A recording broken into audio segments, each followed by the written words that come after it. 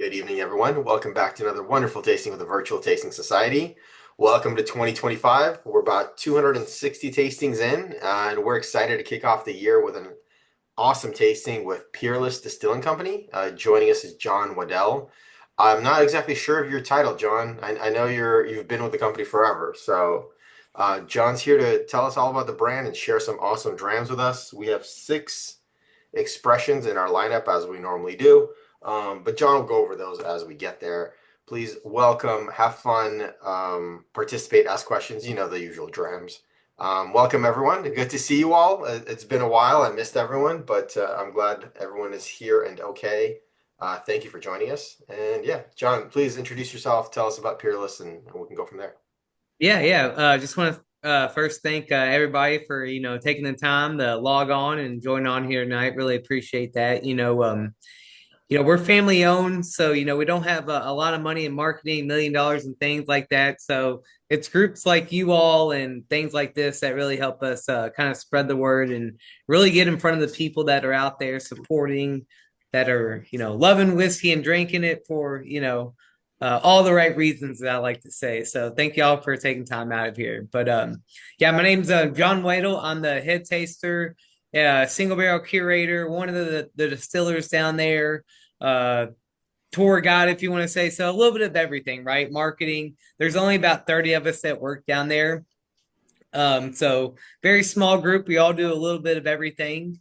If you've ever been down there to the distillery, or even if you haven't been, we do everything right there on site. So we cook there, distill there, bottle there. We even have a rick house there. We don't source any product. We make every bit of it ourselves. So no matter what you've had at Peerless, when you've had it, it's all came from right there at the distillery. Not that we're against sourcing. We just like people to know that as a family-owned company, we never bought any product.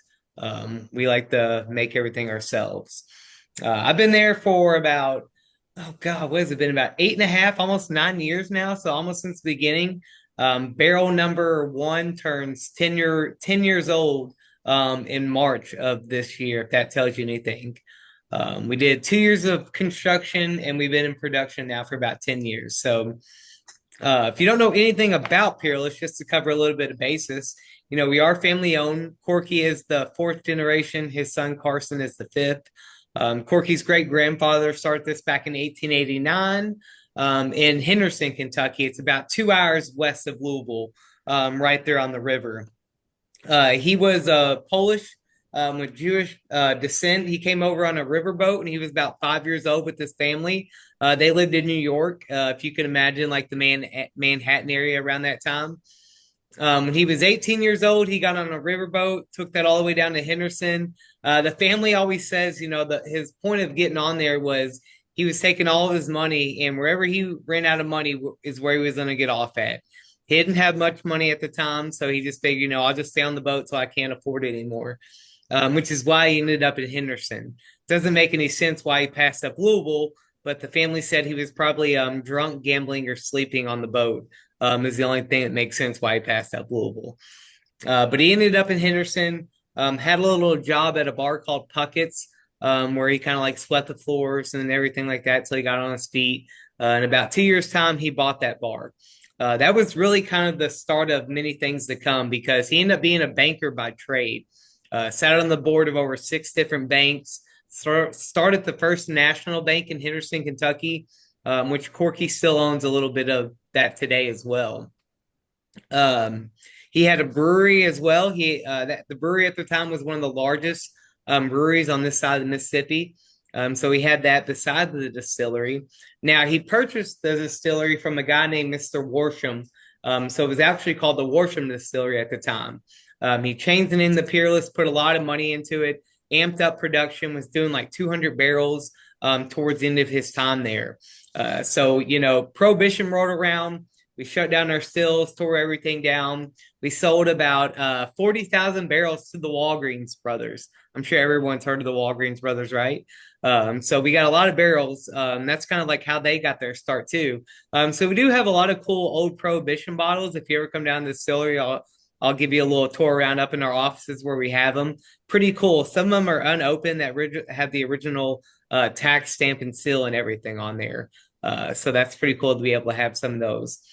And then, he ended up passing away during Prohibition.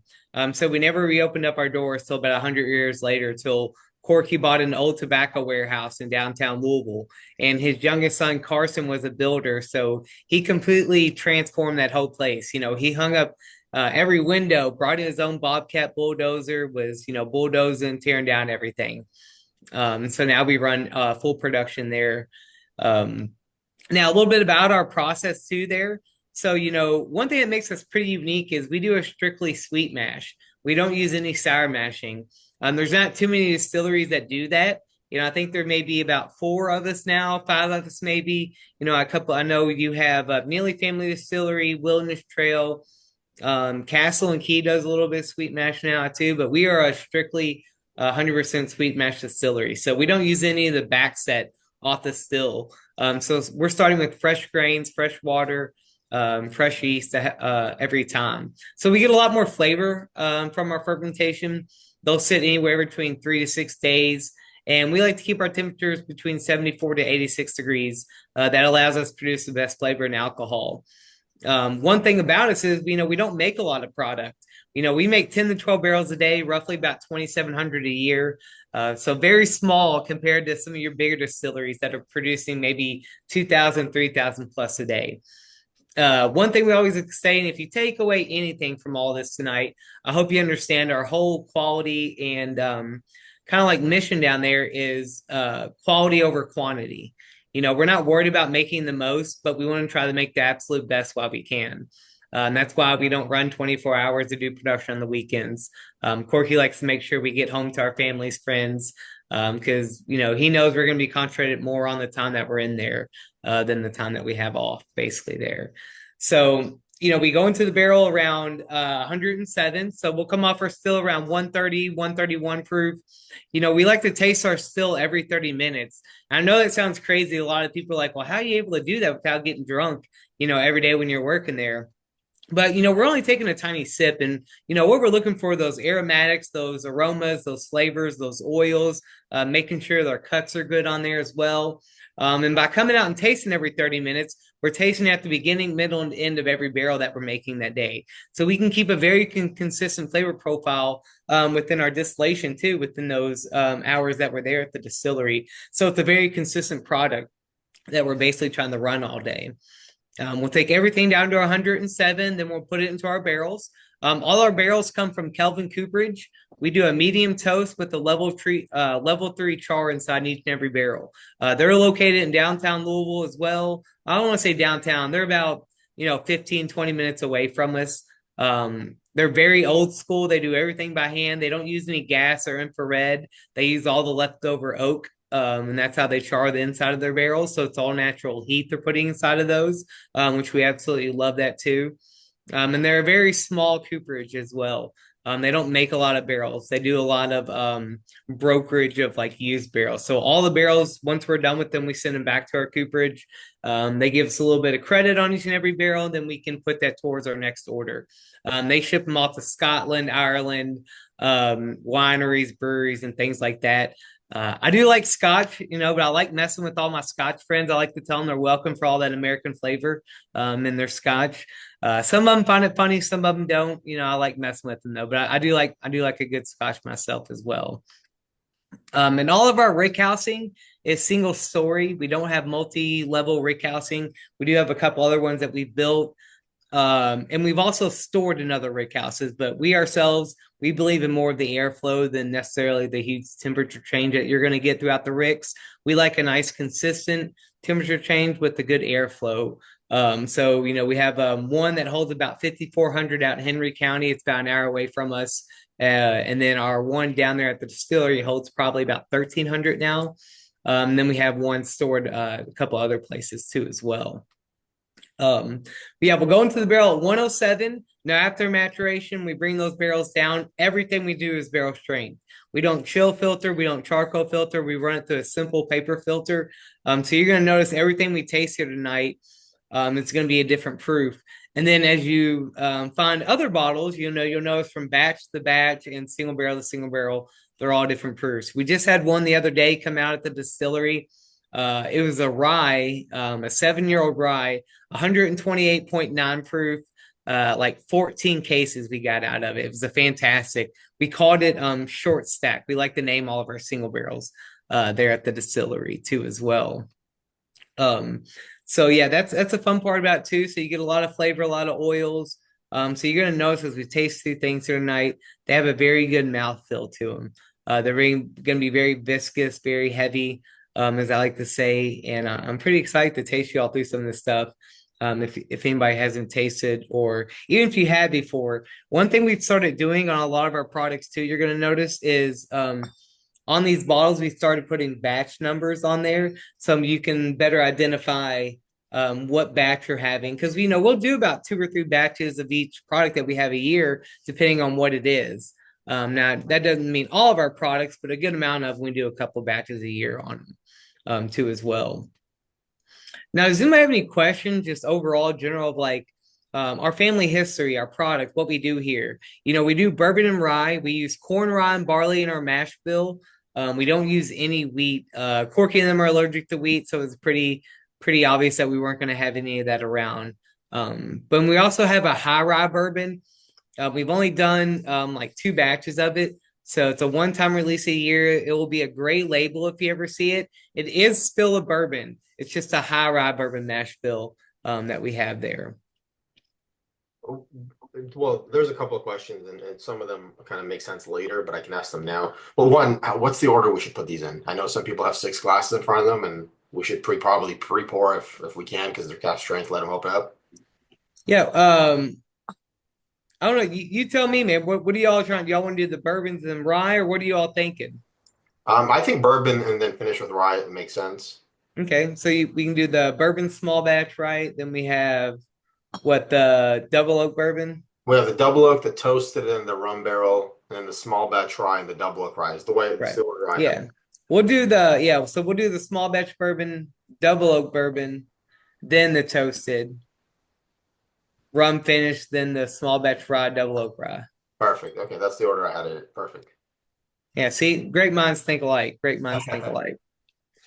was mostly Jane putting that in the chat, and I just followed along with that. Yeah, Um, yeah, so I've noticed you guys last time we had a chat, I think the last time we featured Peerless was 2020, and since then you've done a lot of different finishes and different barrels.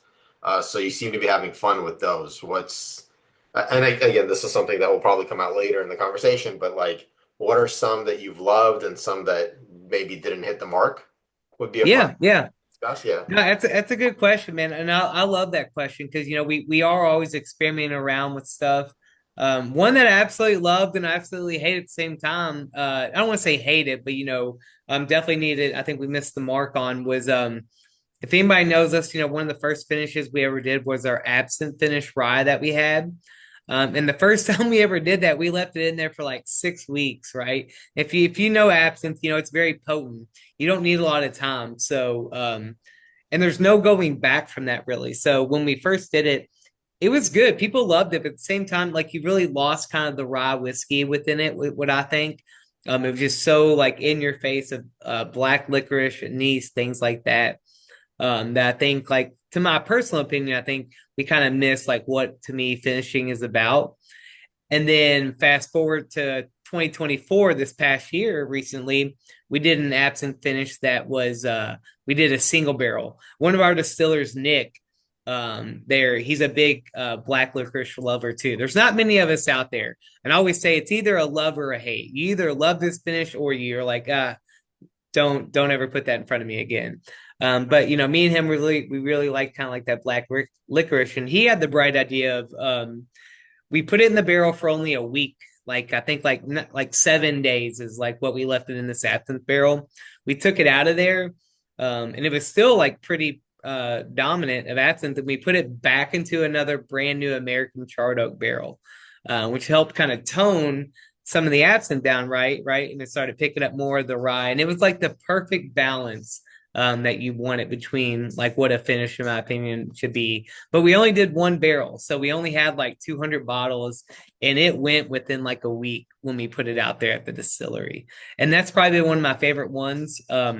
Carson, our president, he loves rum, so he likes heading up that one, so he'll always source the rum barrels and things like that. So I do like our rum finish too. We also have a cognac, recent one from this past year that came out. That one, in my opinion, has been like one of the funkiest ones that I really love because you truly get like a good uh like funky grape just note to it. But it was very small, that allocation that we did of that one, because we only did like 10 barrels of it. And where did you source the absinthe barrel? You guys don't make absinthe, right? No, we don't. We get them from Copper and Kings. They're great. We love what they're doing down there. So we were lucky enough to be able to get barrels from them in the past here too as well. Very cool. We actually have another tasting coming up where one of the expressions was a partnership with Copper and Kings. Oh, really? Really? So that's cool. So Hey, yeah, John, is it? Oh yeah, yeah. I'm sorry. Go on. I don't want to interrupt. No, I was just gonna say I didn't know if we were supposed to be tasting through now. So if anybody is having that first pour, that is our bourbon small batch. The way we do our batching is we only use anywhere from honestly 20 to 30 barrels. Now, keep in mind when I say 20 to 30 barrels, we mean 20 to 30 barrels worth. So I always like to be upfront and honest with people. So sometimes we may use like 35 or 38 barrels, but we're only getting you know 38 barrels worth, because sometimes we may have a short barrel that we throw in there or a quarter barrel.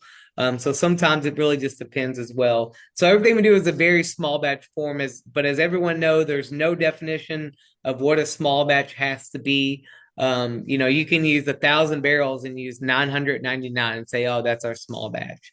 But it's a great product. We launched our bourbon in May of 2019. It was a 4-year bourbon when it first came out. So right now, within our batches, you're going to be having anywhere between 4 to 7, and even a couple of 8-year-olds that we have within our small batch. A lot of our older stuff we are holding on to because eventually, what we would like to see down the road would still give us like 2-3 years. You're going to see a standard 10-year-old label on that small batch is what we're hoping to get there to within these batches. But sorry, go ahead. So my question was, you were saying that your rick house is a single story and Mhm. that you like good airflow. How does airflow affect aging in a barrel? So like if you've ever been in the rick house, right, the barrels are on their sides. So good airflow means is you want that air to basically be able to go all around that barrel.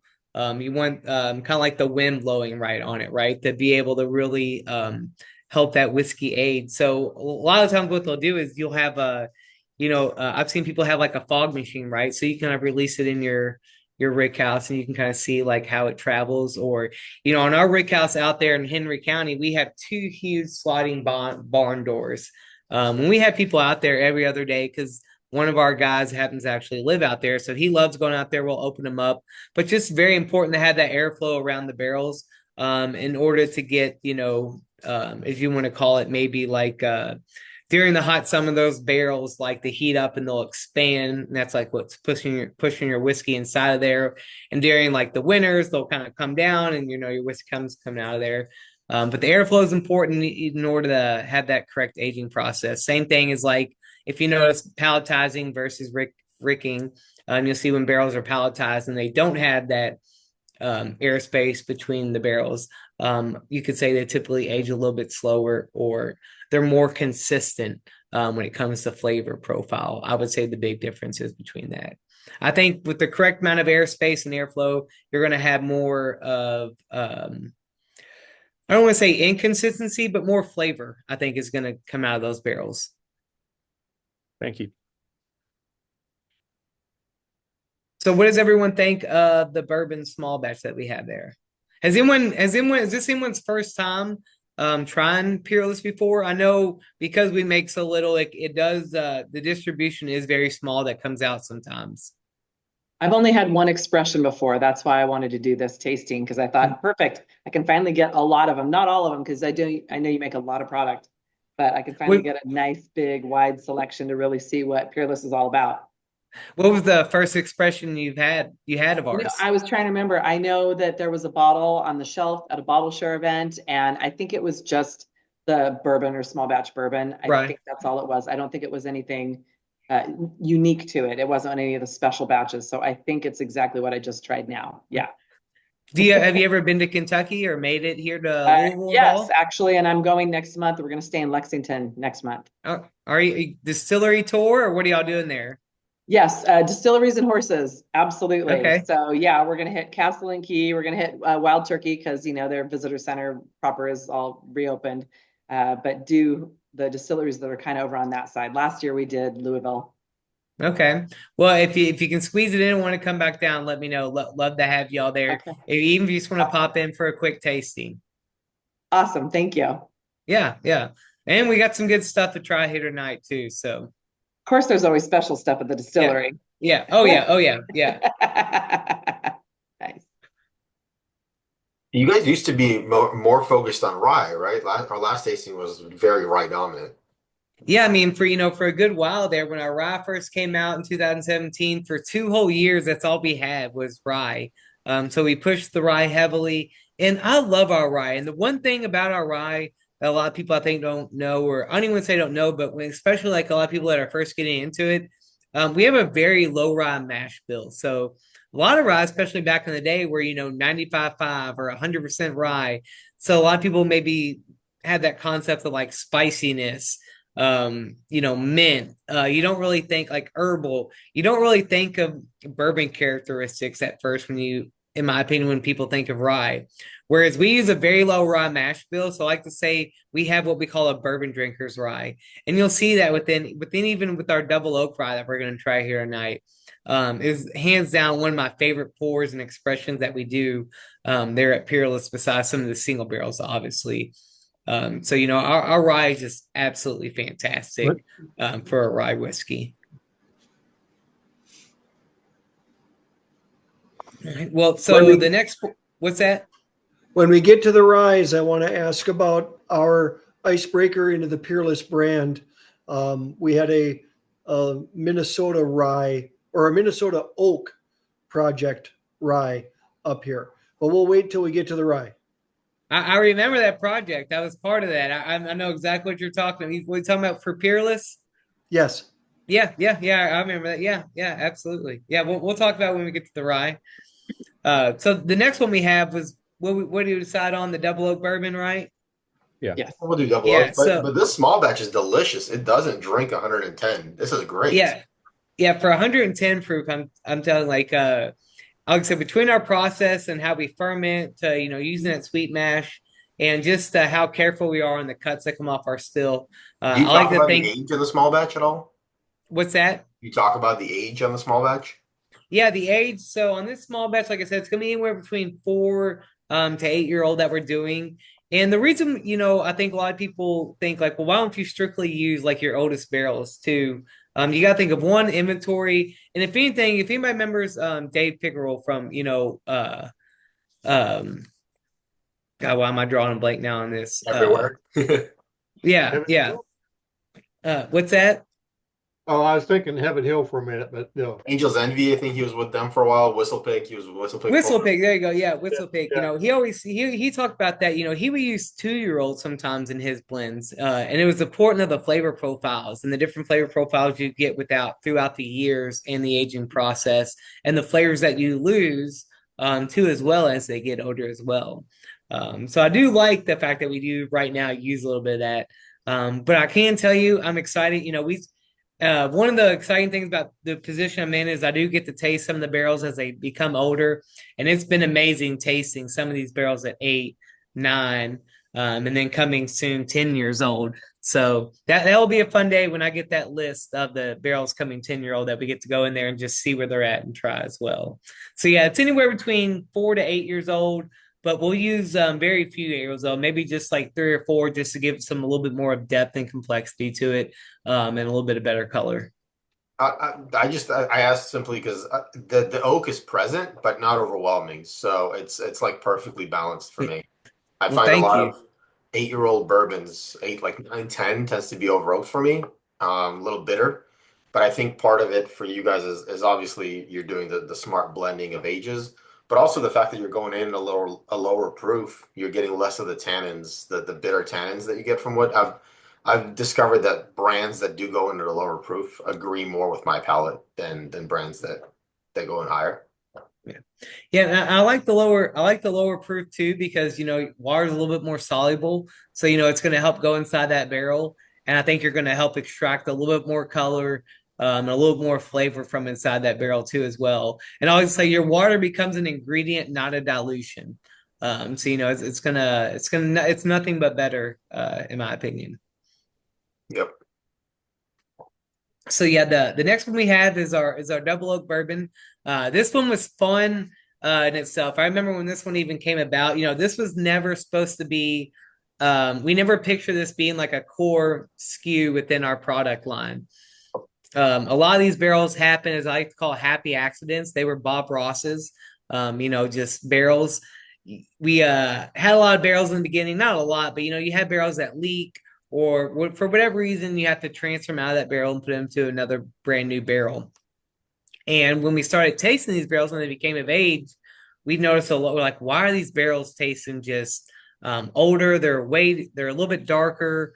The mouth feels just different on these. And we were going back, we were seeing that a lot of these were double oaked. Um, and so then we just kind of like, well, let's start tasting barrels and figuring out which ones that we think maybe would do beneficial from being double oaked. And that's how this even came about. So when it comes to double oaking, a lot of people ask us, like, what's your process? We don't have a standard process. As I always said, we do a lot of stuff off our palate. So some of these barrels could be double oaked for uh, in the first barrel for maybe 3 years, 4 years, 5 years.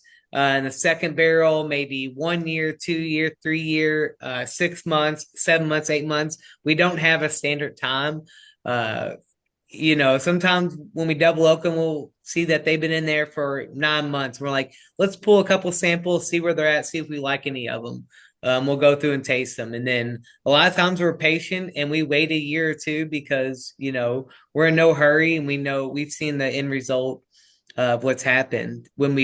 This first year, or in the beginning of 2024, sorry, I forget it's a new year. We had a double oak single barrel that was in the barrel for 5 years and then 4 years in the second barrel, and it was absolutely fantastic. It was a double oak bourbon that we released at the distillery. Bourbon But there, continue to age in the second barrel? what's that? Does bourbon continue to age and like can you put Oh that yeah, on oh because yeah, I know like yeah. with the finishing, like I think with finishing you don't put the secondary maturation, do you? What's that? Then I the think with, finishing? with finishing, like if you take it out of a virgin barrel, then the second barrel doesn't count for the years. But with a No, double no, oak, it no, does, no, right? no. Yeah, yeah. Once you take it out of that barrel, it doesn't count. But inside the second barrel, it could totally count. I mean, yeah, you're putting it into another brand new charred oak barrel.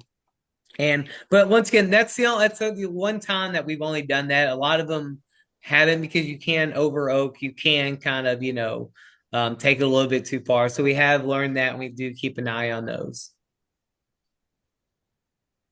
But it's like I said, it's one of my absolute favorite. It's got a rich, dark nose.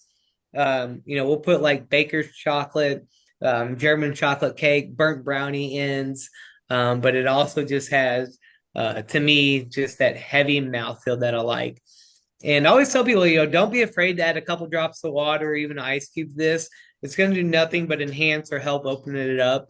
I believe enjoying whiskey several different ways, depending on, what you're trying to get out of it necessarily, or finding the way that you like to drink it the best.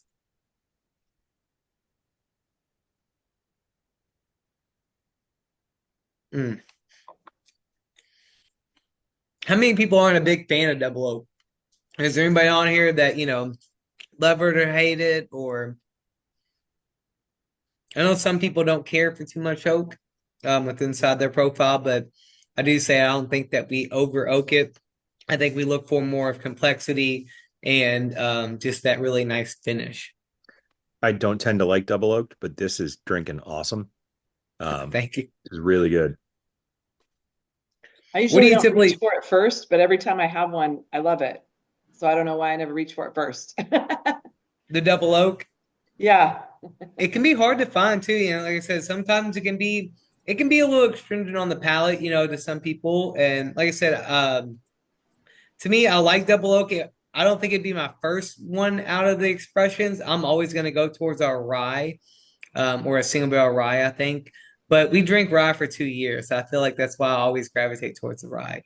But yeah, people absolutely love this one. And it scored, I think, a 98 at the spirits competition for us this year, too, as well. Now, the next one we have, it's kind of like a double oak, but not really a double oak. It's a little bit different. And it's been a huge run for us. It came out this past year in 2024 in March. And this is going to be our toasted bourbon. Fantastic product. This one scored a 98 as well for us and made it in the top 15 whiskeys of the year. This is the toasted bourbon. So basically what we do with this one is, we do purposely do these barrels. These are ones that we'll take out of a brand new charred oak barrel. Once again, we'll do this in a batch form. So these barrels are anywhere between 4 to probably 6, 7 years old right now. And we'll put them into a toasted barrel. It's got a medium toast. Once again, these barrels come from Kelvin Cooperage. But these are going to be a very short amount of time that we leave these in there. Now, we don't disclose the amount of time because, once again, it's a little bit different for how we do this. But I will say this is a very short amount of time that we're kind of putting them in these barrels. We're looking for the more of the aromatics, and you're going to have these really enhanced sweet flavors that come along with these toasted barrels that we do these in too. But this is our toasted bourbon. Just a fantastic product. And this is actually what I would consider a great introduction into almost like our core lineup, especially if you're not used to barrel strength and you're trying to get into barrel strength maybe, or just trying to arch for the first time, because to me, it is a little bit sweeter. It's definitely got a sweeter palate to it, a little bit more sugary, as you'll be able to notice too as well. But I think it's a great introduction within our core SKU that we have. So this is going to be in the core SKU lineup? Yeah. We're going to start doing about probably about 3 or 4 batches a year on this that we'll distribute out to as well. Which is why we don't do barrel picks anymore of our double oak bourbon, and we won't do barrel picks of our toasted because we don't make enough. We're literally trying to put everything we can within the batch, and to have more batches a year to be able to put it out. It's amazing the difference that between the two. I mean, I have both bottles. I haven't really sat down and done a side by side between, but I mean, this almost takes French oak finish to me, which I compliment that. I like French oak finish. Has butterscotch, vanilla. The double oak, it's such a unique double oak. It's you really, I mean, you gotta like tannins, you gotta like a little bit of a punch in the mouth, you gotta enjoy that experience. Otherwise, I could see it coming off sharp to some people or how it is. But it's interesting the how sweet this becomes. It reminds me of what a lot of double oaks are more often like this. Tastes like the toasted. Yeah, it's a little bit more classic double oak, I'd say, but it's really great. No, thank you. Yeah, no, that is a good point though. I mean, I've gotten the French oak comment a couple times where like, this tastes like a French oak because it is a little bit sweet, and like I said, very rich. Like you said, the butterscotch kind of caramel on the nose too as well. Where are you from? Are you in California as well? Born in the Bay Area, grew up in LA, living in LA now. All right. How did Wearing you the get? Dodgers championship jersey? Sure. Were you able to find the toasted and double oak out there, or how were you able to get them? I got the double oak. Oh, that's a double oak rye. I got the toasted at a place called Cypress Liquor in Orange County. They got yeah. I know Cypress. Yeah. I don't remember where I got the double oak bourbon and rye. The bourbon I've had a couple bottles. The rye, I think I might have ordered the rye on seal box. I can't remember specifically. I love Sealbox. I do barrel picks with them. Yeah. If you they had 3 great barrel picks we did with them past year. One was one of our high rise. Fantastic pick. I have a high rye that I got from Total Wine in Culver City, so I have that as well. Awesome. Awesome. My only question on that, not to be weird, is why is it twice as expensive as everything else? It's just because it's that much, there's that much less of it. That's the only thing I don't get too much in within our marketing side. I don't really have a good answer for that. I don't know why it's a little bit more. If I had a guess, in my I would say one, we use a little bit more rye within that mash bill, but also I would say it's because we run that mash bill 1 month of the year. That's it. That's all the barrels we make a year of it. So that's another one that's just a one-time release. It comes on that gray label. Yeah. We did a couple barrel picks of it last year.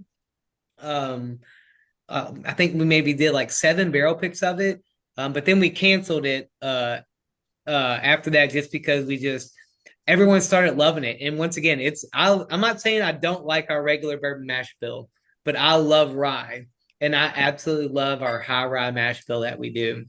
So right now we're trying to figure out what to do. Do we expand that? Do we make more of it in order to bring it back in order the barrel program and to have more batches out? Because that won Bourbon of the Year this past year in 2024 for Kentucky.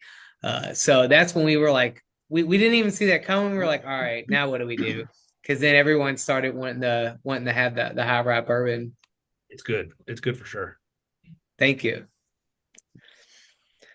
So next one, you only use 3 grains. You use corn, rye, and malt. Mhm. So the other expression is a high malt.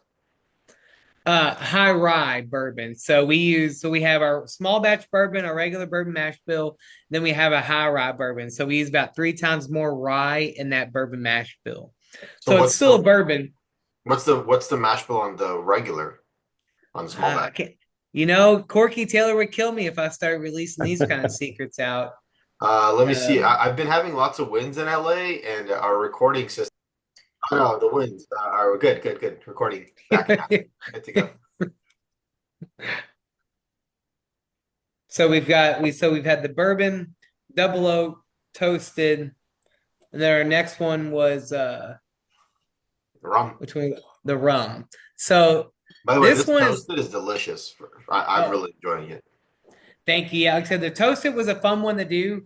And that what I love about that one too is, if anybody knows anything about Peerless, when I first started there, I've been, like I said, about 8.5, almost 9 years ago. We had a master distiller, Caleb Kilburn, and a great guy. Still talk to him this day, but he left this past year and went to go kind of venture off and do his own thing, building a distillery and everything.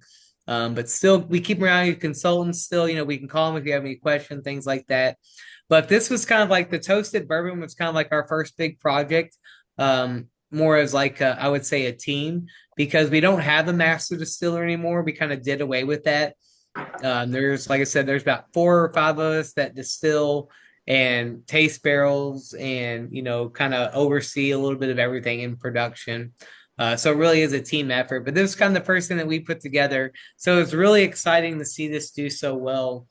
And then we have another big release coming out this March too of a new product as well that we have coming out.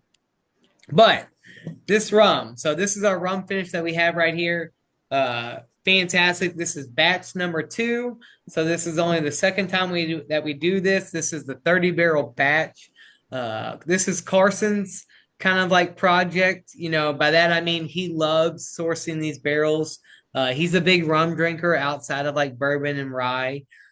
So he handpicks each and every one of these barrels that we do for this. This one was a pretty long finish too as well. When it comes to rum finishing, the longer you leave it in there, the better. You can't go wrong. In my opinion, you can't over finish a rum finish bourbon. So this is about 2.5 years that we left it inside these barrels out of our other rick house out there in Henry County. But a fantastic product. To me, you get a little bit of that like kind of funk on there. It's got a very sweet palate. And I think for our rum finish, especially if you know our bourbon, This is very different from our bourbon small batch. I think you get a very strong note and presence of some rum in there. But I will say, I love finishes, but I'm not big on them.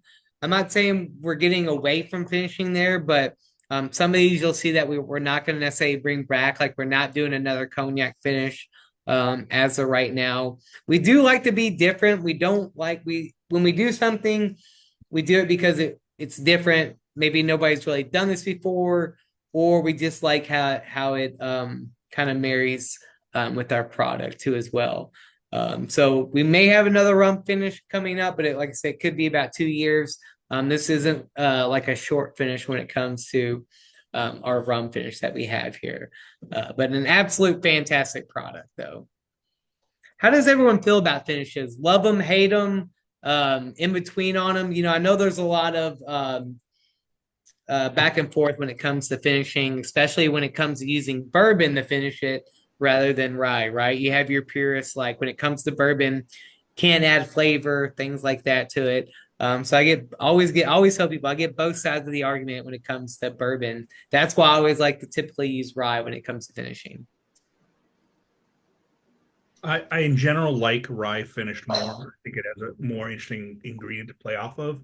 But finishing in general, I guess for me, and I don't mean to be like harsh about this, but it depends on whether or not you still your own liquid or if you're sourcing it. Because if you're sort of sourcing and then finishing, I don't know. I'm not saying it's a gimmick, but are you really like that's what you're doing? Okay, but if you are making your own product and you're finishing it because you're doing experiments, I totally think that that's great and interesting and something that's good. But people who just although listen, I was Nulu head for a long time, and I guess that's all that they did. But I just think if that's all that you do, it's a little like, I love Chase. Chase, man, is an awesome guy at Nulu. He's even got his own launch of tequila now that he's doing. Yes. Such a good guy. If you're ever in Louisville, you'll probably catch him at El Nepal hanging out. So make sure you stop at El Nepal. But yeah, Chase is good. I love what Nulu's doing, man. I'm actually on the other side of that is I got no problem with finishing either way, but I respect more of someone who sources and then finishes because I feel like it's a bartender who makes you a cocktail versus a bartender who goes, "Oh, let me just pour a bottle off the shelf and pour it for you to eat." Like if you're just picking barrels, then you're just picking barrels, then you did nothing. You like picked a good barrel, the other guy did all the work. Versus like if you're finishing, then you're actually putting some kind of skill on it. Like you're finishing, you're blending, you're doing something. If you're just don't get me wrong, independent bottlers are great and people do great barrel picks, but you just got lucky, you got a good barrel. Cool, thanks. So, but now, either way, yeah. Do y'all see a lot of barrel picks out your way? I mean, I guess you would say, would you say the market's oversaturated with them, or? I think it has been for the last few years. We haven't done a single barrel pick since 2022 when we went out to Kentucky. Simply for that reason is I think and people can chime in. Most people that I talked to felt like at least for California we were saturated beyond. We have plenty. We don't do a lot of barrel picks a year. We only do 100. And believe it or not, we used to do like 15, 20 out in California. Last year I think we did like 5. I think out there too as well. So that's why I was curious, like, if it's been a lot and sorry, and didn't mean to interrupt you, Vicky. So no, that's all I had to say. Oh, okay. Sorry. What did you say, Vicky? I'm sorry, I missed it. Just that we have a lot. We have a lot of barrel picks out here available everywhere. The other weird thing that happened over the last 2 years is that they would the same brands would hit 6 stores within like a month of each other. So it's like all of a sudden it's like Four Roses would just hit 7 different stores, or Forester. Yeah, Old Forester would hit like 6. So it's like even if you're excited for one, you're like, well, now I gotta choose. Is the bad time I get 6 of these? Like what are we doing here? Yeah. Like, See, I'll argue the other side. If I see my favorite barrel picks with ECs or Old Foresters or the Peerlesses, I'll stack them up. Like I'd rather have an overload of them than have a dearth of them. Listen, I'm not saying I don't buy them all because I'm. I mean, let's be real. I have 20 barrel picks. I'm just saying, yeah, there are a lot. Well, to go back to the original question about finishing, I like finishing a lot, but usually I like each one once because it's a unique experience. And that ties into the barrel picks. It's the only way that us mortals can get unicorns anymore. Um, the stuff that's highly allocated that nobody knows how to get or they just plain can't get.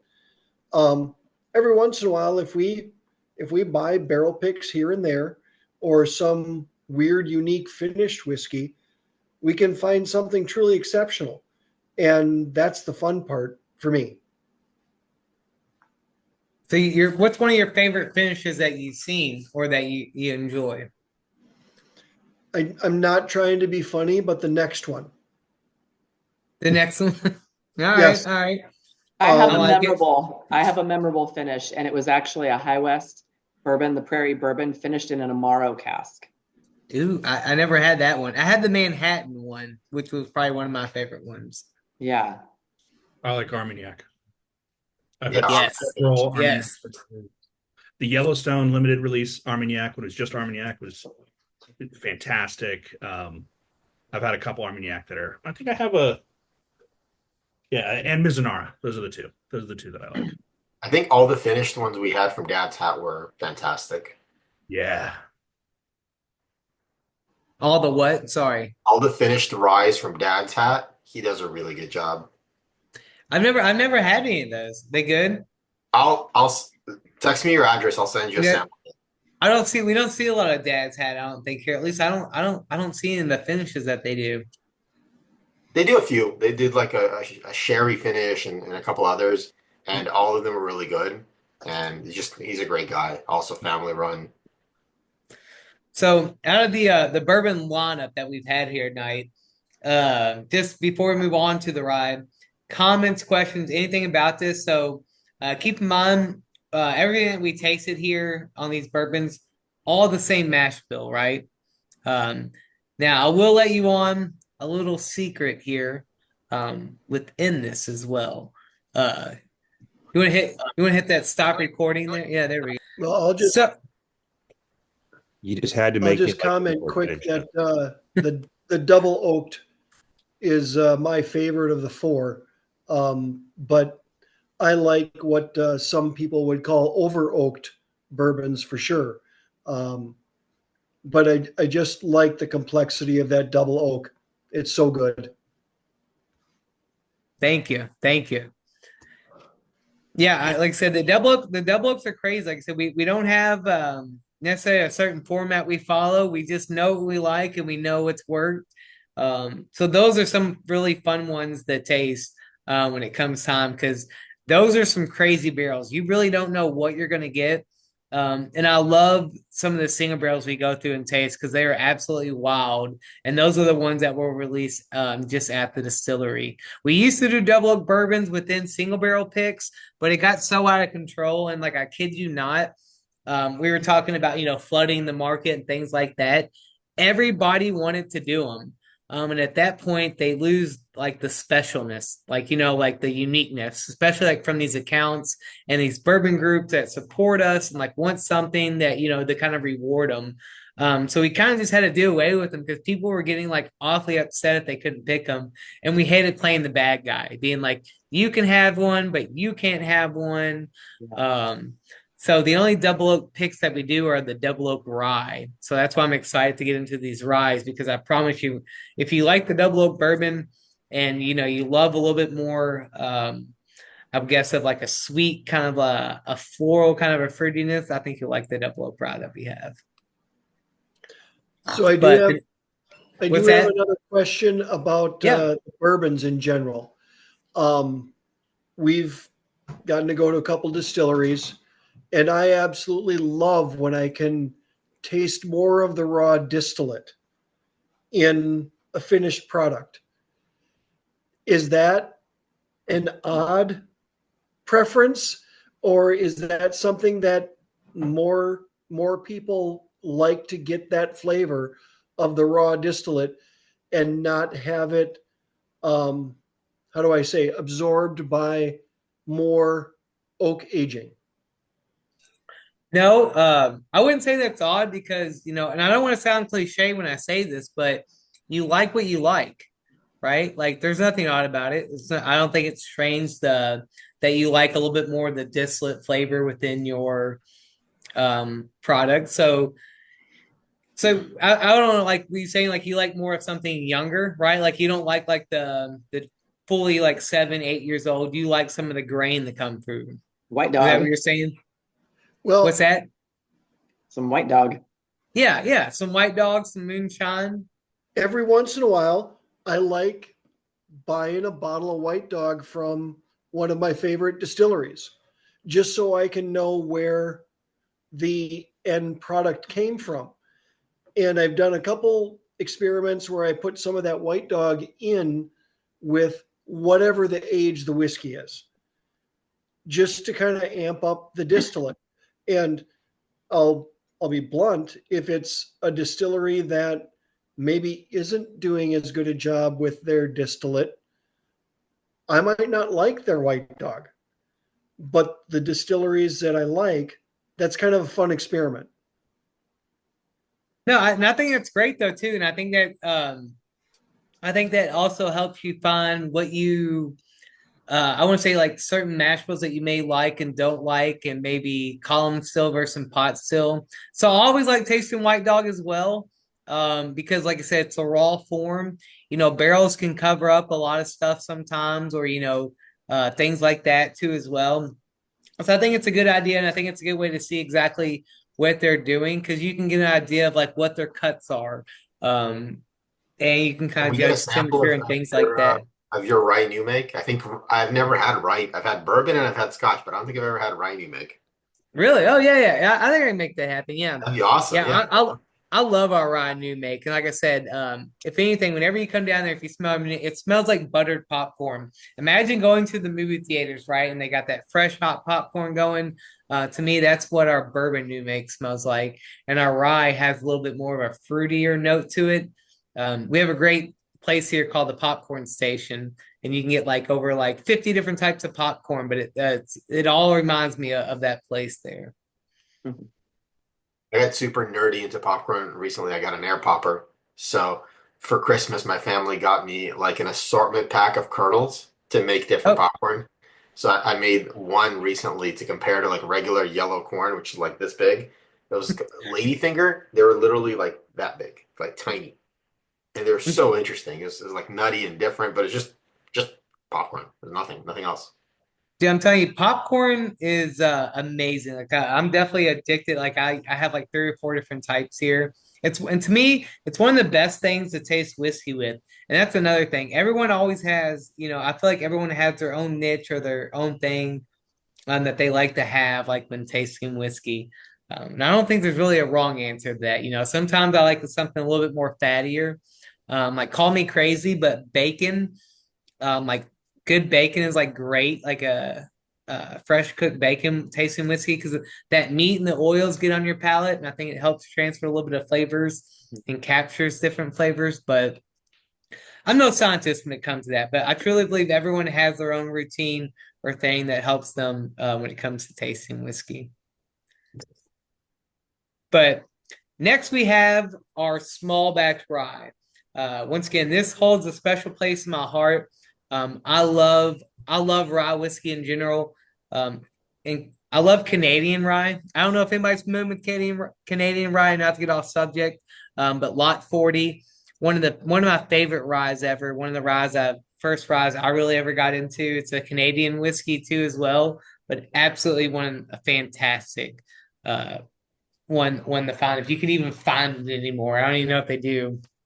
They used to do 10 and like 12-year-old cask strength Canadian ryes. But this is our small batch rye. It was our first release, came out in July of 2017, the first product our first brown spirit that Peerless released in over 100 years. And that's crazy. I remember when we didn't have anything, and now we're talking about that we're turning 10 years old this coming year in March. But this batch right here, This batch is once again consists of, now when it comes to our rye, we do have a lot of older stock, because we do make a lot of rye a year. But rye is a tough seller.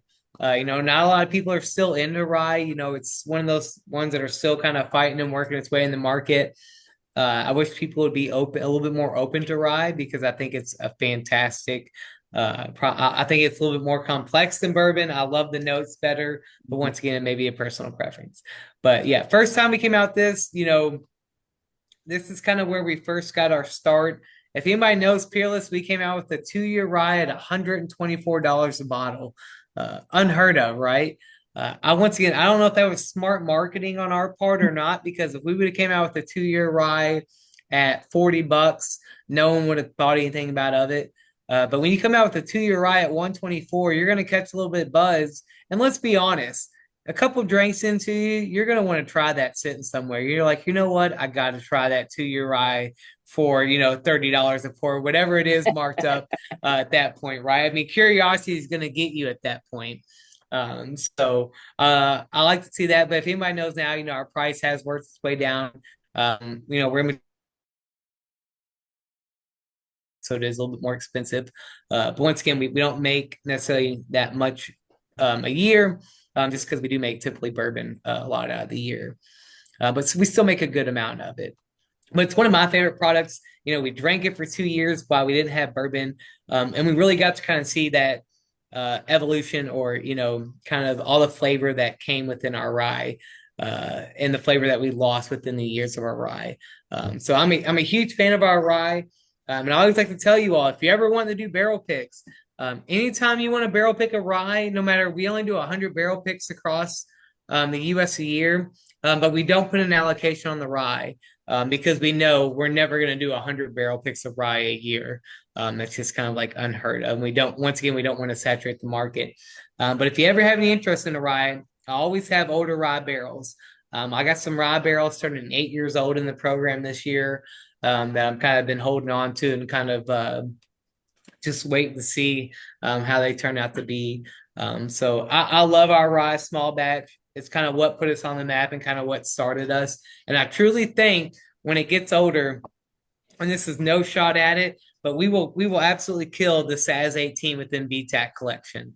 I promise you, when we get that older rye, it will be so good. And I'm so excited for people to be able to try our rye as it get older, because I think it will change a lot of people's minds too, as we get like a 10-year-old and 11 and 12-year-old rye small batch going. I think people are going to absolutely find it enjoyable. Any comments on the rye? Anybody that doesn't like rye, that still doesn't like rye after trying this? So I'm not saying I'm going to turn everyone into a rye whiskey fan after they try this. You like what you like, but I do think we have a very good palatable rye for our rye whiskey. I like rye. I do too. I always lean towards rye. I'm a rye person for sure. I'm also a rye person. We stumbled into your distillery when y'all are only making rye, and it hooked us on you to the point where I still like your rye better than that first bourbon you put out. Do you, when you stumbled in there, I know it's probably a long time ago if we didn't have bourbon out. So do you remember like what rye, single barrels, or any one that you tried or anything like that? I don't, but I do remember that Corky like dragged us in the back to show off his conference table because he was so proud of it. And two of my buddies were architects. He's like, we got to show you this. And, I was telling some of the folks on Facebook, it's like, you guys are the nicest people in whiskey. So. Oh, thank you. Yeah, my mom cooks lunch there every day. I mean, it doesn't get much better than that. Well, I guess I got to swing by for lunch next time I'm in Louisville. Dude, I truly mean that. Like, I'm not just saying that. If you come by the distillery in Louisville, come at 11 o'clock. My mom, they built her a beautiful kitchen there. I mean, we have everything. Come in at 11 o'clock. That's when we eat lunch every day. I'm more than happy to host you there. You got to have one of her desserts that she makes as well. Hey, John, I was at the distillery last May and bought the vintage Gumball single barrel rye. Oh, did you really? Is it open, unopened? We still got it? What we talking? Oh, it's open. It's almost gone. Dude, that was such a good barrel. Yeah. I'm bummed that it's almost gone, and I'll never And I also had one a few years back, which was heirloom candy.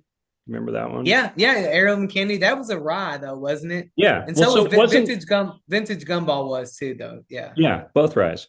Yeah, yeah, yeah. And they were both kind of sweeter, which was unusual for a rye, but I really enjoyed them. Yeah. Man, I'll tell you what, I think I still have a bottle in my office. I don't know if anybody's gonna be there. If anybody comes to Louisville, I have one a rye called Short Stack. It was one that was 128.9 proof, the highest proof we've had come out of bourbon or a rye single barrel. It was 14 cases. I look like motor oil inside there. But fantastic rye if you like more of like the funkier sweet ryes too as well. But yeah, I always get cyber. I love tasting our bourbon, man. I love our rye, the complexity and everything throughout that we have. They're always just fun to taste. Definitely. So, John, I feel like this is the right time to ask you about the Minnesota Oak Project. Yeah, The, yeah. The bottle that I had did not last long in our house. But I do think I remember that there was some Minnesota rye in that. Do you remember, and can you confirm or deny that? No, it wasn't Minnesota rye. So what it was, the Minnesota Rye Project is we took a single barrel that we had done. We'd done a barrel pick, and what we did was we took it out of that brand new American. And by the way, only time we've ever done this. This is the only time we've ever not used a Kelvin barrel or let anybody do this. We took it out of that brand new American charred oak barrel and we put it into Minnesota oak barrel is what we did. It was some type of oak up there in Minnesota that we finished it and aged it in. And that was the single barrel that they did for up there. So yeah, I don't know exactly how they pulled that off or that, but that was before COVID. So we're talking what, maybe 18, 17, 18? I think it was 18 or 19, and we do have a cooperage in Minnesota. Yeah, it was from that coop. We got it right there from that cooperage, and we let them transfer it. Where they sent us the barrel, we put it in there, and then dumped it. I may still have a bottle down at the distillery of that because that was one of the ones I knew was like a one-time, never gonna do again type ordeal that we did for them on that one. Do you still have some of that one? You should not have told me that you've got a bottle of that left because mine's been gone for about 3 years. And I adored that bottle. I'm pretty sure I have one down in the archives down there at the distillery somewhere because that one was a cool little project that we did. We've never done it. We've never done that before, done anything like that again. The stores up here that got some of those, everybody raved about it. You may want to go try to ask one of those stores. You never know. They may be hoarding one. Believe me. I've been to so many back liquor stores where they say they don't have anything. You go back there and you're like, oh, there's 3 cases of it right here. So yeah, make sure you try to go ask one of them. I'll put it this way. If any of them have it, they've lied to me. Okay. So you've already been down that route. Okay. Yes. Okay. John, I think my bottle predates the single barrel program. If I'm reading this right, it's early 2015 laid up. Is that handwritten? That is handwritten. Oh man, you got an OG right there. So that right there came from the first batch. Yeah. Right there. Oh man, that'd be a good one to have I don't want to say unopened because everything should be drank, but that one right there, yeah. If you have anything handwritten on the label from the rye, that was the first dump, everything we did. And I'm so glad I lucked out of that. I mean, we had employees handwriting hundreds of them. I remember, and I remember sitting down, like writing on it and like doing horribly on it. And they're like, "Yeah, don't worry about it." I was like, "Thank God, I do not want to sit here and handwrite labels this whole time." This is great penmanship. I mean, I couldn't. Man, where'd you get that? Out in where you from? You live out in California too? I got that from your distillery, man. Like that's Corky's signature right there, and Caleb on the other side. He was signing bottles for us when they were giving us the tour. Yeah, look at that 24-month side label on the front. Yeah, it's still got the two year rye. That's awesome. Yeah, that was literally we were on a trip down to bourbon country. We were staying right 2 blocks away from the distillery. We were bored. It's like, huh, we've never heard of y'all before. Let's walk in and well, here we are 7 years later, still drinking your stuff. And it's good, great seeing the Have you progress. been back to Louisville since then, or I no? have. We actually were just there in early December. We didn't have time to swing by Peerless. It was kind of a whirlwind back when y'all had that cold snap. What was that? Probably the 10th or so of December. Yeah, yeah, Yeah. yeah. Now we got snow. The snow still hasn't melted. On the streets it has, but man, we still got a good amount out here. Yeah, we drove from LA to Toronto, Canada during December, and I picked up bottles along both ways. So, Corky has a pretty cool connection with LA. One of his sons, his other son, Shane, lives in uh Burbank. Well, he used to live in Burbank. Now he lives in whatever neighborhood, I forget what it. But anyways, yeah, he lives out there in LA. He's a movie producer out there. So yeah, Corky owns a small movie production company that his son does some movies and stuff with too. Been out there to Manhattan Beach several times. That's where his son used to live, was out there, yeah, Manhattan Beach. Pretty cool place. And then I don't know if anybody lives like a little bit south of there too. We've done some events in Newport Beach. Oh yeah, I grew up in Newport. I'm just Newport. south of that now. Yeah. That was a cool place. I swear that was the first time I've ever been there. But my God, I will never rent a car from LA again. I remember when we got off the shuttle bus over there. I mean, it was like a mile long. Obviously, I'm exaggerating, but it felt like a mile long. But so much good food out there. In Newport Beach, like we didn't have a bad meal out there. Yeah. So, John, I'd like to ask a question about the younger rye. Yeah. Do you think that rye younger actually makes a better spirit than younger bourbon? Knowing from what I said before that I like perceiving that distillate. I think younger rye makes a better younger spirit than bourbon, just because rye ages faster within inside that barrel than bourbon does. I don't know the answer of why or anything like that. Probably something with the molecular structure of whatever the grains are, and when it goes inside that barrel. But rye typically ages a lot faster than bourbon, which is why our rye came out first. Bourbon, to me personally, once again, personal opinion, I don't think bourbon's good younger. I just don't like. I don't think, to me, 3-year-old bourbon.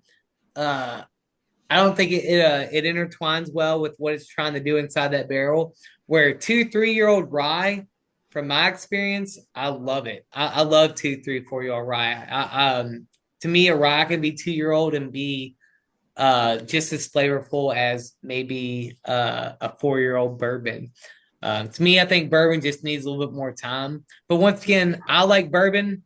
Right around my sweet spot. To me, the perfect bourbon is going to be anywhere between 8 to 12 years old. Probably is like my go-to spot. And once again, I think a lot of stuff goes into that. What's their mash bill? What's their barrel entry proof? So many things go into that too, for how I enjoy it as well. So I think last but not least, As we gather ourselves to taste the final sample in our lineup today, I want to invite everyone to turn on their cameras for just a second. And we have a tradition here, so we'll give everyone a chance to jump on. James, if he hasn't passed out yet on the East Coast, if we can get him to jump in with us. Where's James from? He's actually in, there he is, North Carolina. Hey, we love North Carolina, man. They're a great state, and we appreciate what you all like doing there, and that's drinking. So, Oh, you should see his whiskey den. oh, dude, I bet, man. It's gorgeous in there. They were nice enough to And they're a controlled state, so hats off to them for doing what they do, man. They're one of our best states that we deal with. Awesome. Well, I think we got almost everyone on, so I enjoy. Thank you all for being here. Raise a glass, smile to the camera. Got it. So cheers. Thank you all for spending the evening with us. And we got tons more. We're doing, I'm fully booked into May. So virtual tastings every Thursday night. So Yeah, set hats off to you, that's man. That's hard work. Getting commitment, getting samples. I know a lot goes into that. So once again, just thank you too, man, for putting this together. And seriously, thank you. that's a lot of You, hard work. And I will be honest, you came through real quick. That was one of the best turnarounds I've seen. So thank you. That was you made it as painless as possible. And I've been lucky. I've had Jane help me with a lot of the kit making and the shipping lately. Just because after doing it for 3.5 years, I was just a little burnt out on the manual stuff of it. I still so it's yeah, great to have a good group and people willing to help out. man, I tell you, man, no, it wasn't a problem at all. I know it's usually December's like a slow year for us. But man, I tell you what, December was a busy year for us. We were still rocking and rolling a little bit in December and pushing everything out. I'm sure we've all seen, the news like bourbon on the decline, like some places and closing, things like that. But one thing I can tell you, for us small boutique and like small distilleries, I think we're kind of like not the reason for some of the bigger ones cutting back, but we're putting up the good fight and we're getting a lot of good product out there and we're doing things a little bit differently. So our numbers were up this past year. We That's were up great. quite a bit. That's Yeah, in growth. But you got to think when we do a 30 barrel batch and we distribute in 48 states, not much is going to some of these stores. And so that's why we're trying to make a little bit more and have a little bit more to be able to reach the hands of consumers. So that's why I say I appreciate people like you all, right? Like these are the people we want to be in touch with and sit here and have a pour and drink with and be able to share things like this. So that's why I say thank you all for taking the time.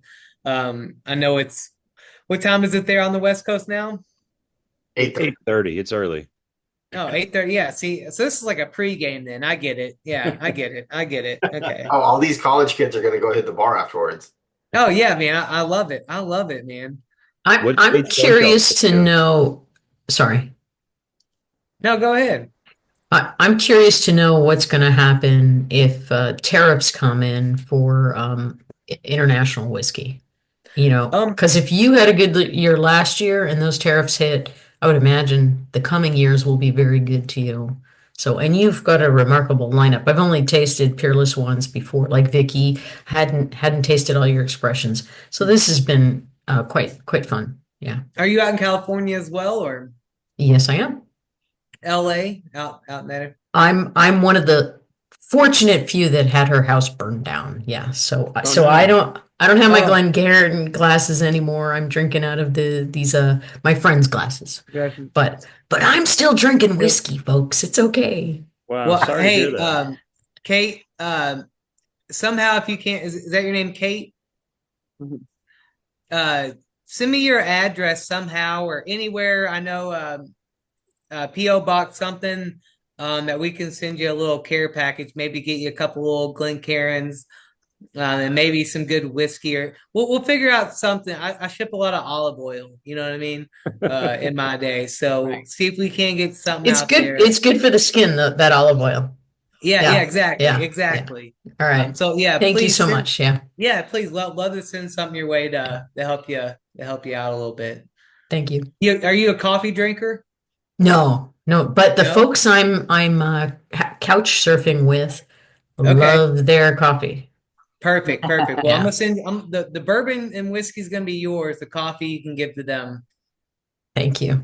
Yeah, absolutely. Yeah. Awesome. Hey, if there's one thing that our group can help you with is to not be sober during this difficult time. Take care of Here, that. here. You know what? I got my first little gift of whiskey today, and I was flabbergasted. I wasn't expecting it, and I thought somebody's a neighbor walked in from, this is not my neighbor anymore. It's somebody else's neighbor. But I said, look, they don't drink whiskey. would you drink some whiskey with me? So he gave me the opportunity to open that bottle, and I started drinking whiskey before I came on here. So it was Nice. good. Good night. Yeah. Awesome. Well, thank you for being here with us. I know a lot's going on there. So, one thing I always tell people, thing I love about this community of bourbon, or let's just say spirit lovers, you come for the bourbon, but you stay for the community. I can't tell you a lot about maybe when I opened up the bottles, but I can tell you who I opened it up with and shared pours from. And that's one thing I think anybody could take away from this is we all share one passion. That's having a couple of good pours and talking about anything but what's bothering us, right? Yeah. But Yeah. the last, speaking of that, the last pour we have here is our double oak rye.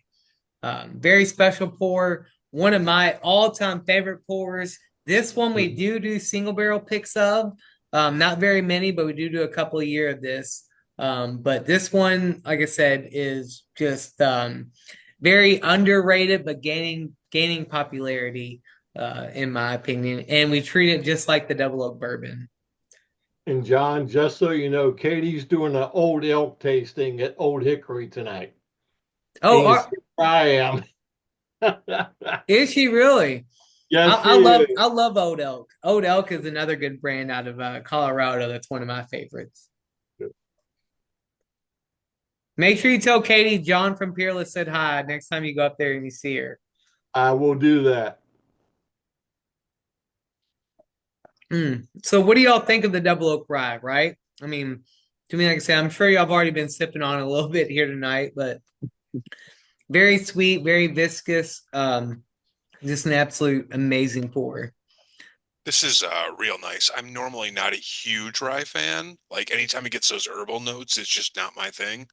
But I have a fond memory of one of the guys at Brother Justice up here in Minnesota pulling out one of your tiny flask bottles back when you were putting out 2-year rye and really liking it. And this is real nice. Oh, the 200 mLs that we used to do. We Yeah, still do them little- occasionally, but yeah. Yep. Those are awesome bottles, man. I love those bottles, and you can they're good for any occasion. They fit right in the back pocket. And they are like a true medicinal 200 ml bottle. They work great for events that may prohibit outside beverages otherwise. That's what I say. Yeah, they don't go. Yeah, basically they go through metal detectors pretty easy. I didn't say that. Yeah. I guess I did. Yeah. Does But- this double oak really kind of slaps me in the face more than the bourbon double oak? Oh. And I wonder if anybody else kind of gets that too, because I thought your bourbon double oak was pretty tame for a double oak, right? But this rye is more kind of what other double oaks are like.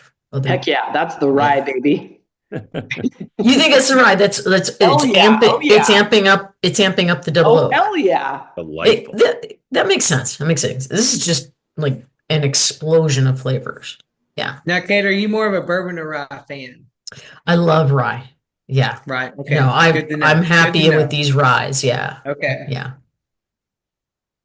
So I'm obviously now 6 whiskeys in, so I slip into the vernacular every once in a while. And I tell people that a good rye will grab you by the collar and shake the shit out of you. That's a new one on me, but I like it. I like it. I like it. We always talk about the Kentucky hug, is what we always say a good rye gives you. You paused right after they grab you by the, and I thought we were going somewhere very different. We went to a very nice place. A little lower. I thought we were going a little lower. I'm the one who married a Canadian girl who just force feeds me Canadian whiskey and Canadian rye. So I feel you. Yeah, it'll grab you by a lot of things. What's our go-to Canadian rye? I gotta know. Canadian Mist? Kidding. We like the Gretzky stuff. He's putting out some good stuff. What's that? I've never had that before. I've never had the Wayne- Gretzky. Wayne Gretzky, he's got a 99 proof Canadian rye that is delicious. 99 Really? proof, huh? I agree. Funny how he did that, eh? Yeah, exactly. Alberta cask strength. The Alberta's really good. Alberta Premium. Yeah, you've got the Caribou Crossing is pretty solid if you want more of a premium Canadian. Hey, I like Caribou Crossing. That's a good one. I could kill a whole bottle of that and be sober, I think. Just from drinking barrel strength so much. But I love Caribou it, man. Crossing, I do like the Caribou Crossing. that's the Canadian version of blends. I think they're owned by Sazerac too. Yeah. Yeah, They they are. are. Yeah. Yeah. They got it's not a moose. What is it? Yeah, caribou on top of the bottle topper. Caribou or the Canadian leaf, maple leaf. Yeah, but I think we had the one rye. Yeah. This one is like I said, this one's the lot 40. I'm telling you, it's for a rye, it's one of my favorite Canadian ryes. Did you get to try any of those Polish ryes that were floating around for a while? I know Obtanium did some of it, but No, I love Obtanium. yeah, But no, Gene, I didn't get to try any of those. yeah, Gene put out some Polish rye from I think it's a distillery down in Florida. Is it Kazbeku and Sons? But they brought some rye over from Poland before they started the distillery, and it's all gone now. So if you can only find it on the shelf, but I had Really? a bottle of theirs that was finished in like red wine and used oak that was just delicious. So it's good stuff if you see it out there. Yeah, I'll keep Adam and going. I are lucky that we're kind of, close to Obtanium and Cat's Eye. I had one of the Polish ryes that was finished in port wine barrels, and that was incredible. But I do want to ask John, what do you think of the 100% ryes out there? Right now, I'm loving things coming out of Old Potrero. Oh, I love 100% rye. I'll do 100% rye any day.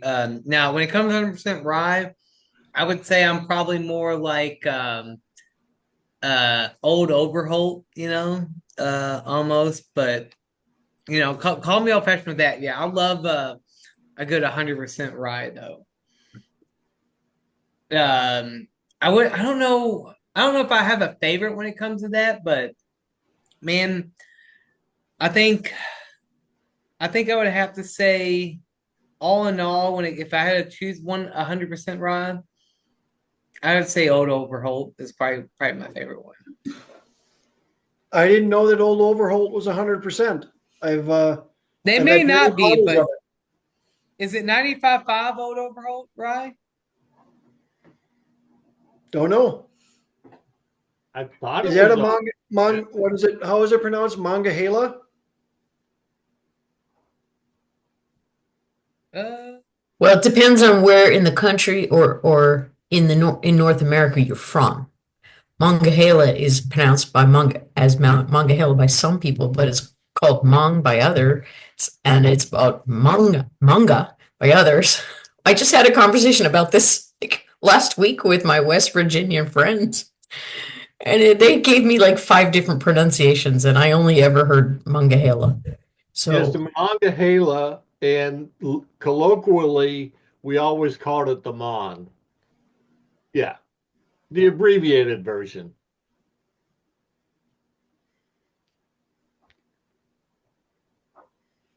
No, yeah. Old Overholt isn't 100% rye. Sorry. but that lot 40 is 100% rye. Yes, yes, yeah. The lot 40 is. Great. Now I They're got to go double buy a oak. bottle of Lot 40. I'm telling you, won't disappoint you. Well, actually, don't buy just any. Make sure you're buying the is it cask strength? Mm-hmm. Yeah, don't buy the 40% or whatever. I did that by mistake, and I was not impressed. I think you need to get the cask strength. Well, my Yeah. wife and I joke in our local tasting groups that we're proof sluts. So yes, I have to get the cast strength.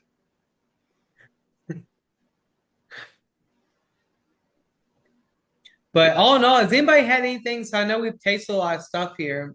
But if anybody's been in the distillery or had anything or know what it's called, I'd love to hear if you've had a single barrel or something from us. If there's something out there that that just really stuck out to you? Our current single barrels we have right now at the distillery, we have a bourbon called Shortcake.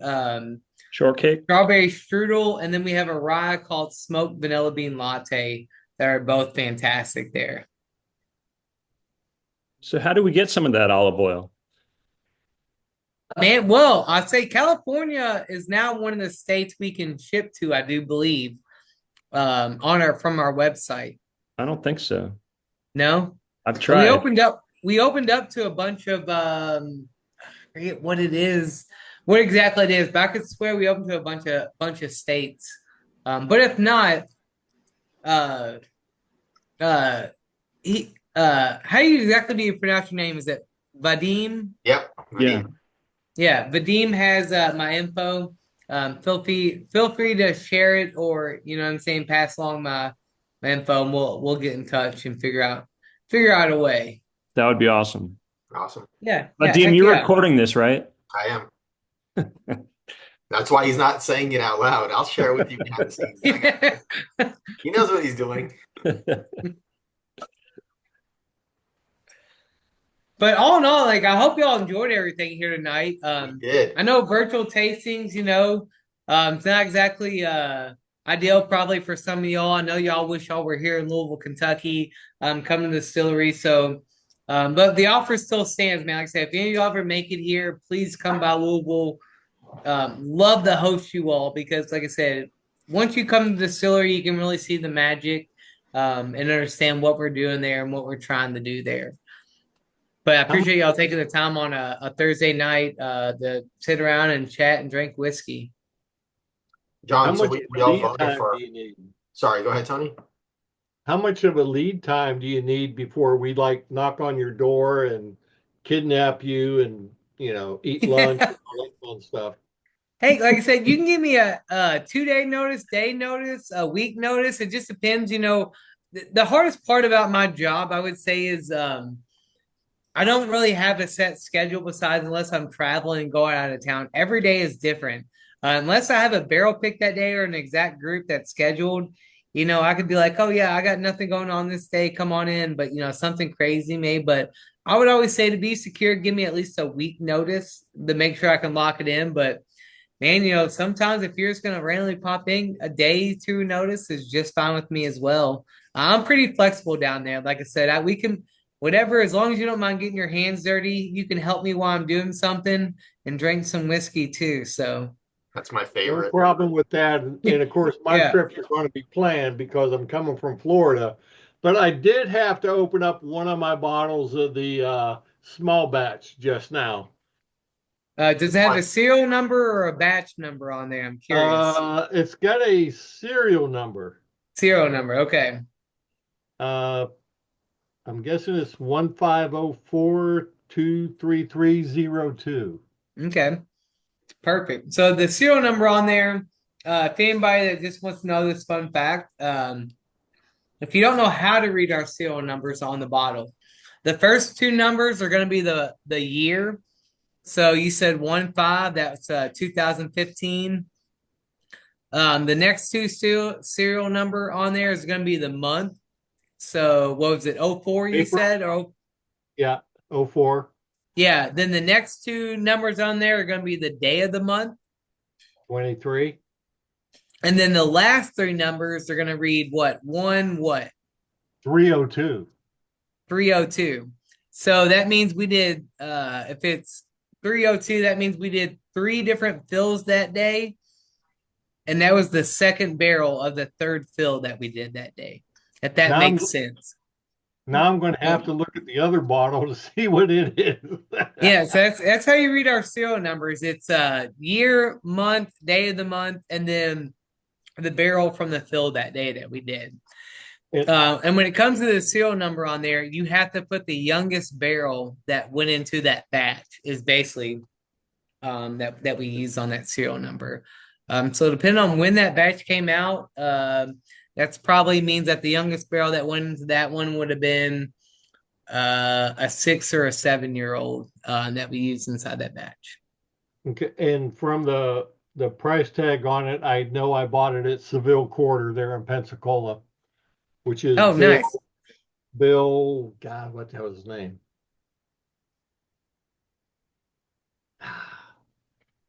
It's not Bill Thomas. Now I'll think Yeah, about Bill it. Thomas. Yeah, Bill Thomas. So we did a barrel pick. Bill Thomas owns Jack Rose in DC. But he does a lot of stuff with Old Hickory. Okay.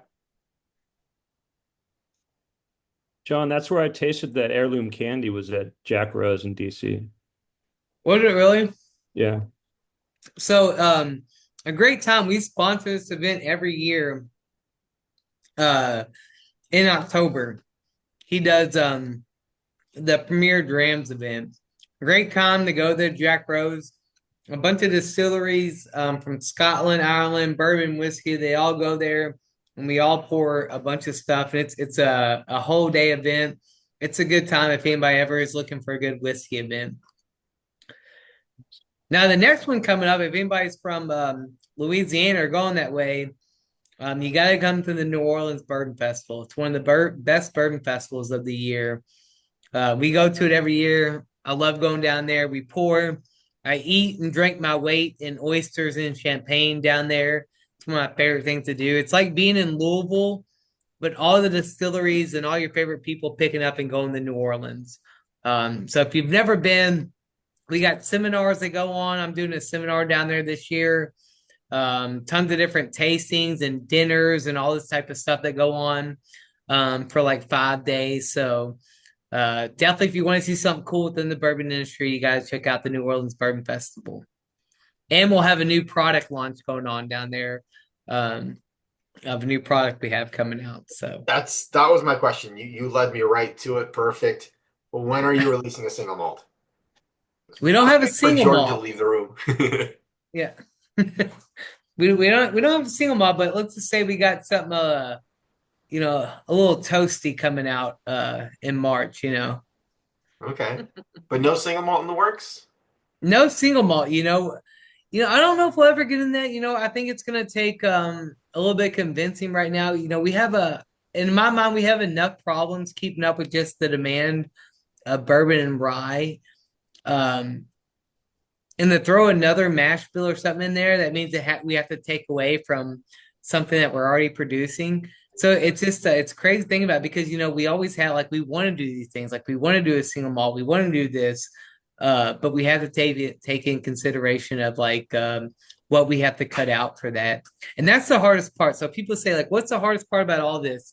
Is when it comes like your bourbon and rye and like all these things, you have to predict the future. So you're predicting, 2, 3, 4 years out the demand for this, right, and how much you're going to need. And I would say that's the biggest challenge when wanting to do new things or introducing new things to the market too as well. So I feel like that's also a good question though. But maybe who knows? Maybe because I do like a good single malt. The single malt would be a good way for you guys to reuse your barrels because you have to use new oak for rye and bourbon, but with single malt you don't. So it'd be a good way to, that's a good way to sell it to your shareholders of like, hey, we can reuse some barrels, save some money on that, and all we have to do is make a couple of runs and store it for 4 years. But the good thing is we don't have shareholders.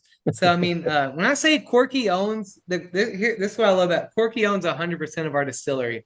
So like if we need something or want to do something, Corky, we could sit down at lunch one day and Corky be like, you know what? I don't want to do that anymore. And we just don't do it. It's not like let's go to the board or the shareholders, see if we can make this decision. And what's cool about that, and you really see that, is when people come to the distillery and they come there and they're like, hey, like, no disrespect, but like, I didn't expect it to be this small. Like the way that like we see your product, like we just picture something much bigger. So I think that goes a long way too, and just how quickly we can change and do things too as well there. And Corky will always tell you we don't work for him, we work with him. And he gets so mad if we ever say that too as well, that we work for him. And I think it just goes a long way about everything that we do there. For sure. That's awesome. John, are you okay if Vadim's messages me your number? Because I think I may be able to do the Bourbon Festival over there. Yeah, I mean, I'm a little worried, Tony, though, because you mentioned about kidnapping. So, just I'm putting this out there now. If I go missing, that we all know Tony asked for my personal info. But no, I'm kidding. Yeah, no, go. That's fine. Totally fine. Love to have you at the Bourbon Festival. It's going to be a good time there this year. If I Hey, kidnap Tony. you, it'll be like the Felix's for oysters. Oh yeah. I'm telling Tony, you, by man, the way, if the bag you get to put over his head has to be big enough to fit over the brim of his hat, though, because you need him with the hat. Yeah. I'm not an easy one to kidnap.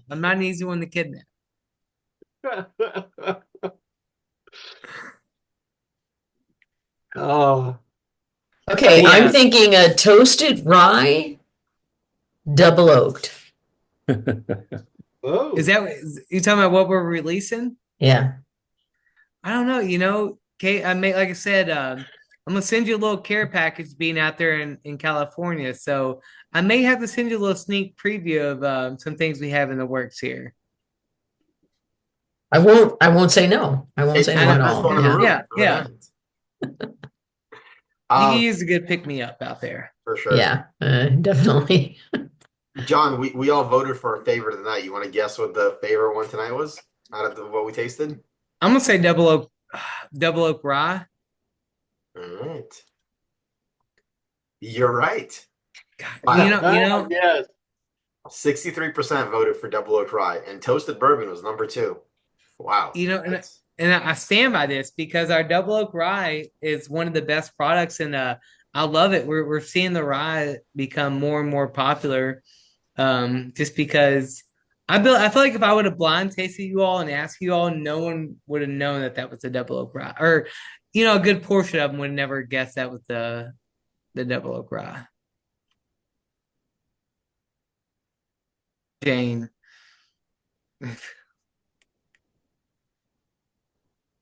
Jane's not a rye fan, but I'm curious to hear, Jane, what you thought of these ryes. Like, yeah. It's rye. It's rye, yeah. Jane, what do you typically go for, Jane?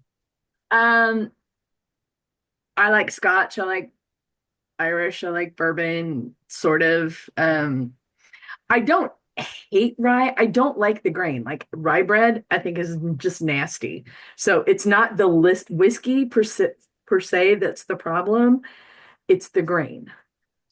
So I've been tainting the polls for 4 years now because I'm such a non-rye fan. I have a handful that I'm like, I don't hate them. I would never buy them, but if someone gave me a glass, I could drink it and not pass it off to somebody else. So these are kind of in that category for me. I think I liked the small batch better than the double oak, but I just not a rye fan. It's all right, like I say, it's okay though. But so you're more of a bourbon drinker then? Yeah, actually, I would drink Irish or Scotch before I would drink bourbon.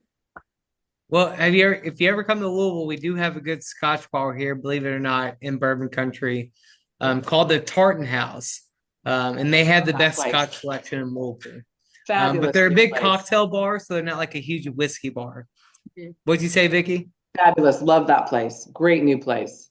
Have you been there before? Oh, yes. Oh, yes. Really? Yeah. Oh, nice. So Yeah. good. Yeah. So Peyton, one of the owners, she used to be our one of our marketing team there at Peerless, and she left there to start the Tartan House there. Oh, very cool. Very cool. Yeah, great cocktail bar, good little snack food. Yeah, love their selection there. Yeah. That's awesome that you've been there. Yeah, cool end of the neighborhood over there. Yeah. Yeah.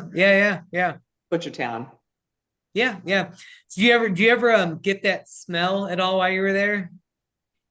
Well, I've only been one time. Okay. Did you ever have any weird smell come through out there? So they call it Butchertown. If anybody's When curious. you're walking through the area.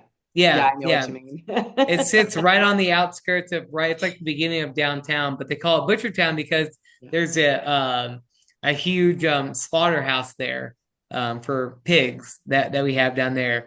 And if you ever been to Butchertown, if the wind catches right and you get that ever so whiff, if you can imagine of what a pig butcher place would smell like, I guess. But It was cold. We were there in February, so it was less not too likely to bad. get those. Yeah. Yeah.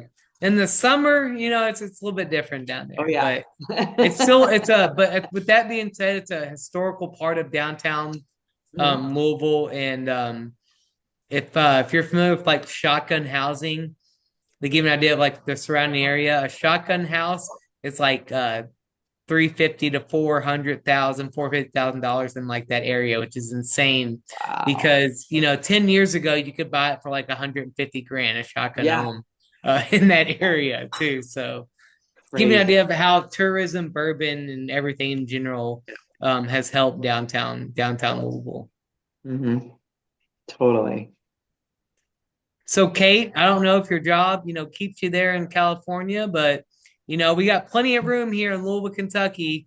If you're able to come here, you'll be in heaven.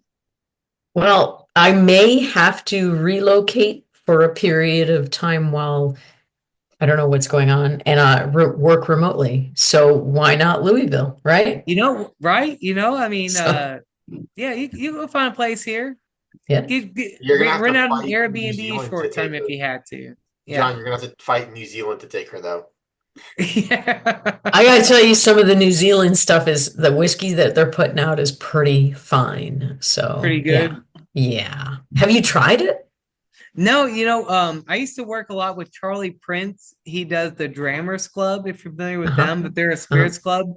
But we did barrel picks in like Denmark. He'd done some stuff in New Zealand, but no, I've never had any of their stuff. Oh, yeah, you should give it a try. It's just surprising. And then the age, because of the climate, they can age things like in 3 years that tastes like a 12-year-old scotch, Really? Right. And then they're doing fun things, with different types of grain and different types of finishes. It's really amazing for a very young industry, clearly, I think. I don't know if anybody else has any thoughts on that, but yeah. That Pocono Winter Malt was my favorite whiskey of last year, hands down. Like, good stuff. What was it? Pocono Distillery, and they had a bottle called Winter Malt. I've heard of them, but not that one. If you haven't tried that Polish rye, I'll reach out to Vadim and see if he can connect us. I can send you some Polish rye and some of the Pocono and some other stuff. No, absolutely. Always down to try something new. You're gonna get flooded. Hey, that's right. That's one thing I love about the job, man. I love the people I get to meet, and like I said, it's really neat, especially if you've never been here to Louisville. I think one thing we take for granted is working for a distillery sometimes, right? Because we're around it all day. We live in Louisville, Kentucky, and it really has become such a good like destination and like vacation spot that it's special when people come here, right? They're seeing these distilleries for the first time. They're getting to be around like these whiskey bars and flights and things like that. So I love hosting. I've said that from the beginning. I love having people come here. I love taking the new restaurants, bars, and things like that. Like I said, when you come to the distillery and you have my mom's cooking, you're gonna fall in love. It's a good enough reason for me to visit. Yeah. Is she making burgoo? I don't think she's ever made burgoo though, but I tell you what, she makes a pretty good chili. And she can smoke some ribs out there on the loading dock. Oh, that's fabulous right there. Okay. Yeah. She's a jack of all trades, I'm telling you. You guys are like hidden around the corner from Michter's, right? Yeah, we're the last stop on Whiskey Row. We're right there on 10th and Main. Okay. We'll make sure we stop off there next time we're in Kentucky. That's awesome. Please, yeah, please do. Hey, by the way, I don't know, maybe you mentioned it earlier and I missed it, but what is about what's with the shape of your bottles? Because they're so eye-catching. I've always loved the shape of Peerless bottles. No, that's a good question. I don't think I mentioned that earlier. So, the shape of our bottle. So Carson Corky's son, he designed these. And if you ever come to our distillery, or you can, if you look it up online, these are actually based off our doubler. So we run off a column still, but we also we have a thumper. Also, people may call it, but it's called a doubler, and that's the shape off our doubler. He just wanted something different, something that stood out a little bit more. At the time when we came out, most of your bottles, like, and even typically now we think of bottles, whiskey bottles in general, tall, slender, right? So he just wanted something that really stood out and was just different on the shelf that maybe caught your eye too as well. So yeah, if you ever come to the distillery next time you're down there, yeah, look in our still room. It's basically just a little bit of like almost like a replica of our doubler that we use down there. Nice. Yeah. Well, it definitely is eye-catching, at least for me. So yeah, Yeah, I've always and it weighs a noticed. ton. I tell you, bartenders absolutely love our bottle because it's so heavy for a pour. But no, it's a fantastic bottle, and we're very proud. And Carson put it took him about 2 years to design that too, when we had it made. John, do you have like an Instagram account you want us to follow? Like, how do we connect with you? Yeah. Give me a follow on Bourbon Kernel _86. I'm pretty active on my social media. I love posting on my Instagram. I also have a TikTok too. I don't know my TikTok. I think it's like Doc Holiday 86 maybe. But give me a follow on my coffee company. I also have a coffee company. For anybody that doesn't know out there, I've been running that for about 3 years. I do all the coffee for Kentucky Peerless, Sazerac, which is Buffalo Trace. I do Neely Family Distillery, Wilderness Trail, Buzzard Roost, French Lick, a lot of bars and restaurants. So it's not just barrel aged coffee. I do like bourbon barrel, rye barrels, tequila, mezcal, cognac, all different types of spirit barrels as well. Awesome. What's the Yeah, coffee so company please, called? Stave and Bean. We have free shipping on the website too. And I have about, I don't know, I have a couple seasonal coffees that we do. But we have like a core five and some other ones that we do. But please check that out as well. Everything's in whole beans before, just for freshness. So it's a fun project. My wife helps out a lot with that as well. She's been running a lot of that coffee side of things for me too. But it's a lot of fun, man. I love the coffee. If you're a coffee lover, you can treat it just like bourbon, down to how you grind your beans, to what temperature you're extracting the flavor from your coffee from. So if you're a nerd about whiskey and you like drinking coffee, but I would suggest really looking into it because it's just as much fun as going down the rabbit hole of whiskey too as well. We have a member who got into espresso. When he told me how much he spent on these, I think he spent like 15 grand on his espresso setup. I was like, I'm out. Thanks. I'll come to your house.